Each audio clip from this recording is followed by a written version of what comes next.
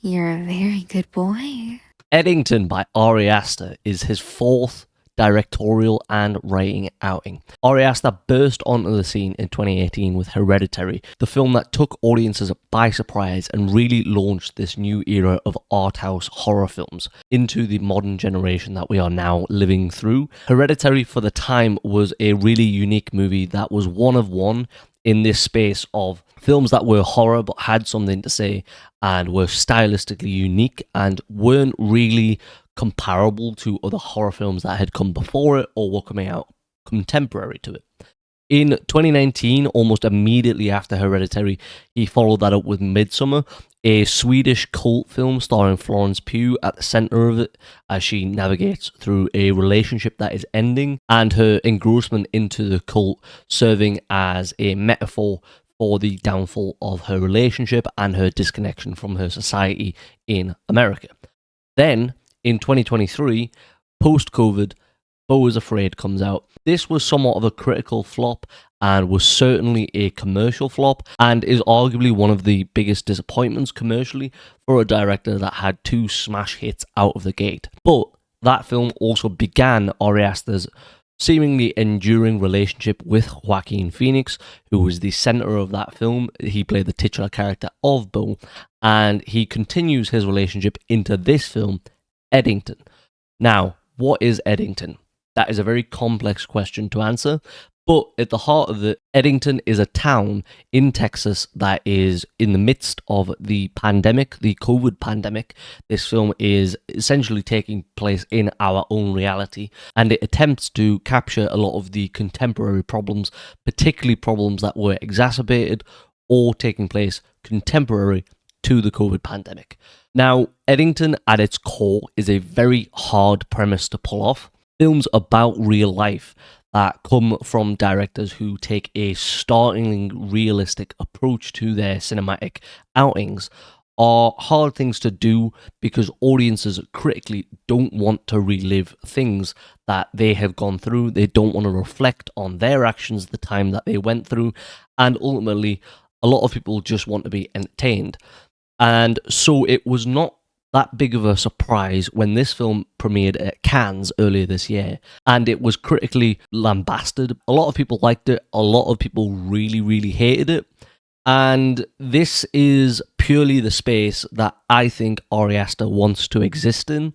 If any of you watching this review are aware of Hideo Kojima, the famous game developer who is behind hit franchises such as Metal Gear Solid and more recently Death Stranding, then you will probably be aware that in an interview quite recently given as part of the press tour for his recent game Death Stranding 2 on the beach, Kojima claims that during the test audiences or the test screenings for the game, it was loved too much by the test audiences, and therefore he went back into the game and changed things because he wants it to be hated by a section of his audience. And this, in my opinion, is a similar sort of space that Ari Aster inhabits, where it's outright pretentious, and I would, in my opinion, argue that Ari Aster understands that his films are pretentious and are for audiences that are, in some sense, pretentious.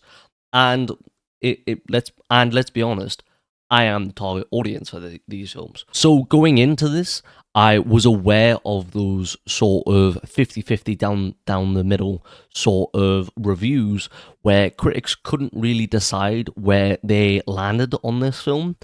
But I have to say that I find it very hard to in any way hate this film, and I can understand it. The film meanders a lot. It doesn't really have much of a plot. It almost feels like it's more of just a sequence of events that are entirely separate in some ways. Let's say you have event 1 and then you have event D. These are two unrelated events that just happen to smash together and cause something to happen as part of a chain reaction. And in some sense, you could watch this film and say, well, the plot doesn't make any sense because these events are completely unrelated. In my opinion, that is what I find so engrossing about it.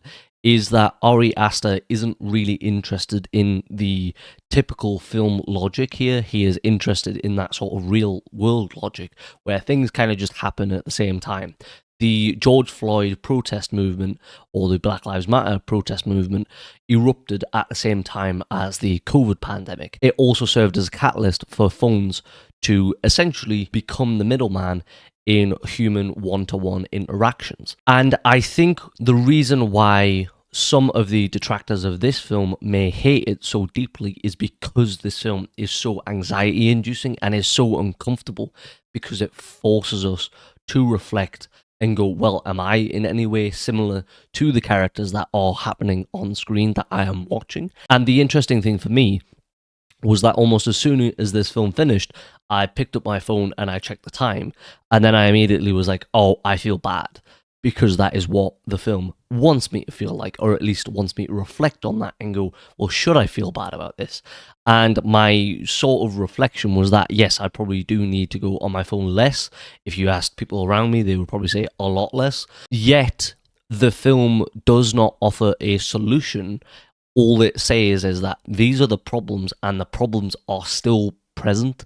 We don't have the solution yet. Ari Aster does not have the solution. Emma Stone, Joaquin Phoenix, no one in this film has the solution. This film is not the solution. This film is here to tell you what the issue is. It's your job to reckon with it individually and personally. And the film balances this sort of real world logic with actual film logic very well, in my opinion. It is the first movie, in my opinion, to fully engross phones as a literary device, as a storytelling device, in a way that I don't feel is inauthentic, and I don't feel like it pulls me out of the film. This is typically a complaint that I have of films that are more mainstream, is that I'm watching it, I'm enjoying it, and then suddenly, oh, the character's having a conversation on the phone, or they're having a FaceTime call with someone. And in my opinion, it's a really inarticulate way of getting your character from point A to point B, of expressing their feelings. And in my opinion, lesser directors and lesser writers force their characters to have these conversations on the phone because they don't know how better to express those characters' feelings, and ultimately they don't really trust their actors to express those feelings. But for me, in this film, it is really the first time where I feel like the phones have become fully engrossed into the film, and I don't feel like they are really out of place, because Ari Aster is that sort of realistic, naturalistic film director where I'm not watching a film in the way that I'm watching The Avengers. That's something entirely different. When I'm watching The Avengers, I'm very well aware that this is a cinematic experience. It's not real. There isn't anything real about it. But therefore, when a phone becomes involved, I'm like, oh, well, I can go out onto the street and watch 10, 15 people have a FaceTime conversation. So it pulls me out of it almost immediately. And it, in some ways, for me, ruins the rest of the experience. Again, in this, I don't feel like I ever get that break, because Ari Aster is going, I am a realistic director. My films take place in the real world. So therefore, if you feel bad about this, it is most likely because it serves as a reflection of your behavior or someone around you. And it's not just the writing that pulls it off so exceptionally, it is also the directing and the acting. I think Joaquin Phoenix is really the pinnacle of playing a loser. And what's really exceptional to me is that he never plays the same kind of loser. He plays a loser in different ways. In the original Gladiator, you could see his emperor as being a loser because he is chasing these things out of greed, and yet is never truly fulfilled other than when he is taking something from other people. In Her, he is a loser who's heartbroken and can't fix himself and get over this relationship, so he replaces it with AI essentially. And in Napoleon, Joaquin Phoenix plays a loser who succeeds in many ways, but he succeeds because he does not want to feel like a loser. And in this film, He plays a loser so exceptionally well that in the second half of the film, when he becomes somewhat competent, it actually, in some respect, pulled me out of the film, where I felt like I was watching almost two different characters, where I was going, this guy would not be capable of doing what he does in the second half of the film. Because in the first half, he is so incompetent, he is so disconnected from his wife, he is so unable to satisfy anyone around him, including himself. He is a very bad sheriff. And yet, when he essentially becomes Rambo in the second half, he does it with some sense of exceptionalism. And I found that hard to believe, in my opinion. And again, that is in some way the film's merit, where Joaquin Phoenix plays that loser so well that I was like, okay, now you've kind of lost me because he sells it so well. But it's important not to just get bogged down on Phoenix when you're talking about the acting. In many ways, this cast feels like a massive cast in that, and there's really only 5 or 6 actors actually in the film, but it is a real powerhouse cast, in my opinion. Austin Butler is the cult leader, who isn't actually in the film very much, is arguably one of the most interesting characters in the film, and I would have wanted to see more of him, but yet he is really only there to serve a purpose and to serve as a kind of object or a spanner in the wheel or some of the other characters. Emma Stone perfectly encapsulates these women on screen as essentially a woman who is dominated by men and quietly and subtly just sort of comes from underneath them to usurp them and to take control of her life and have power over them in the end. She does that again in this film. She's very unassuming, and it's very similar to some of the characters that you've seen her play before. But again, I love Emma Stone, and I just think she excels in it. And then you've got what actually might be my favourite performance in the film, which is Deidre O'Connell. I love Deidre O'Connell. I think she's on par with some of the great supporting actors. She plays a character, in my opinion, quite similar to the mother in The Penguin, as this sort of crazy old woman who is losing her marbles slightly, but is still aware of some of the stuff going on around her. And she was great last year, as I say, in The Penguin. She's great this year in this film, and she's just not in it very much. And that sort of is my opinion of a lot of the characters in this film. Also in this film, for example, is Pedro Pascal, who I expected to actually be a bit more annoyed by being in this film because he's just in so much right now. And yet he's not in the film too much, and he is also in the film just as, I would say, the right amount, where I can appreciate him for what he's doing, but I don't ever feel like it's overpowered in the way that it was overpowered in The Last of Us and Fantastic Four and all these things. Across the board, the acting feels pretty good to me. And then finally, I feel the directing of this film by Aster is really exceptional. And I should be clear about this. I should have said this earlier. I haven't actually seen Beau's Afraid. I've just heard that out of the 4 films, it's probably his worst. But, you know, Hereditary and Midsommar are really impressive feats from what was a very young director when those films came out. Eddington is probably his most simplistic in terms of the cinematography, but it is so impressive in terms of everything feels so sprawling and massive, and there's so much going on, and there's so many characters who are doing different things and who aren't necessarily related to each other. So therefore, when he finally starts pulling all of these things into each other and making them collide in ways that you're probably not expecting, in my opinion, some people could argue that that maybe doesn't work, but for me, I think it's done really exceptionally well. It never really feels like it doesn't work, and yet you're kind of just accepting that a lot of the things that are happening purely out of coincidence. So you have to have a suspension of disbelief in this film for a lot of these sequences of events to really make sense to you, or for it at least not to bother you. For me, it doesn't bother me, but I could understand where someone would be saying, this pushes my suspension of disbelief and I can't, really agree or let the sort of coincidences slide. I can understand that. I just don't necessarily agree with it.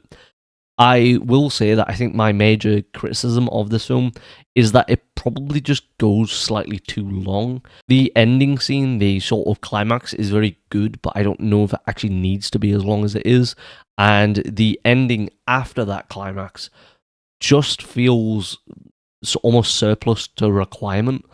I understand that these characters are all kind of losing, even if they think they're winning. I understand who is losing. I understand who is winning. I understand who thinks they're winning and who thinks they're losing. I don't think I need you to tell me or show me in the final 10 minutes. So therefore, it just felt kind of unnecessary to me, and I could have just done without it. And when your film, let's say, is already 2 hours 15, 2 hours 20, you can kind of just end it with the climax. The climax feels like a very good ending, and you don't really need the additional 10 minutes. It just pulls it out a bit too long for me.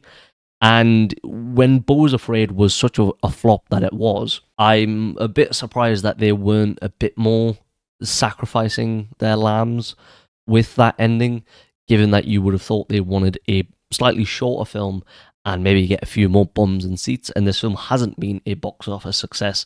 So I don't know if maybe that 2.5 hours sprawling narrative has sort of affected the film's box office run in that sense. But this is a really impressive film. It feels massive. It feels expansive. It does feel like a true neo-modern Western. I take some issue with people calling it the first modern Western. Maybe it's the first modern Western of this sort of art house scope, but it's not the first modern Western. Sicario is a modern Western. Hell or High Water is a modern Western. And in some sense, I think it's kind of just disrespectful to not acknowledge those films, in my opinion. But this, in my opinion, is a really cut above sort of film that deserves heaps of praise. And in many senses, I can understand why it has been criticised and it's been hated on by so many people. But I think this is one that you look back on in 10 years' time and go, oh, we got that one wrong. And this is way better than we thought it was at the time.